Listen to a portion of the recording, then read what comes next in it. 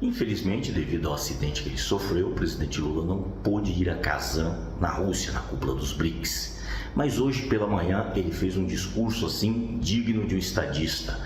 Discurso esse que deve ser lido e ouvido por todos os brasileiros, para entender o que foi tocado. Lula tocou em todos os assuntos importantes, desde a economia, desde a questão climática até a questão das guerras. E por falar em guerra, ele se utilizou da fala do presidente da Turquia, Erdogan, para deixar as pessoas alertas, que Erdogan, na ONU, colocou bem claro que Gaza, a faixa de Gaza, na Palestina, hoje é o maior cemitério a céu aberto de crianças, idosos e mulheres. Ou seja, a sanha guerreira, a sanha de querer destruir o Hamas, fez com que Israel destruísse toda a faixa de Gaza, matando inocentes e nada de responsabilizá-lo. E agora, como o próprio Lula disse, está se estendendo à Cisjordânia e ao Líbano. Um absurdo, e ninguém para a máquina de guerra de Israel. Muito pelo contrário, ficam alimentando, colocando mais armas, fornecendo armas,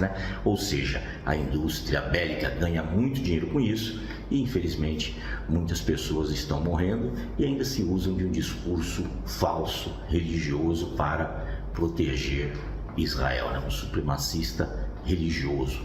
Israel sionista não é o Israel da Bíblia como muitos pensam.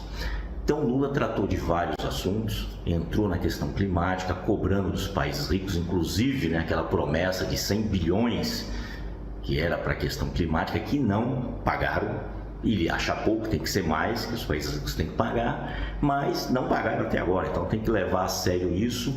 Convidou todo mundo para a COP, que acontecerá aqui no Brasil ano que vem, e entrou em outras questões importantes, como a taxação dos super ricos, porque tem um programa chamado Aliança Mundial contra a Pobreza, que com essa taxação a gente poderia acabar com a fome no mundo. E aí estão se discutindo, com o apoio dos BRICS, que hoje o BRICS é muito maior, por exemplo, que o G7, praticamente mais da metade da população mundial, 3,6 bilhões de pessoas estão no BRICS, tem 36% do poder de compra, em paridade de poder de compra do mundo.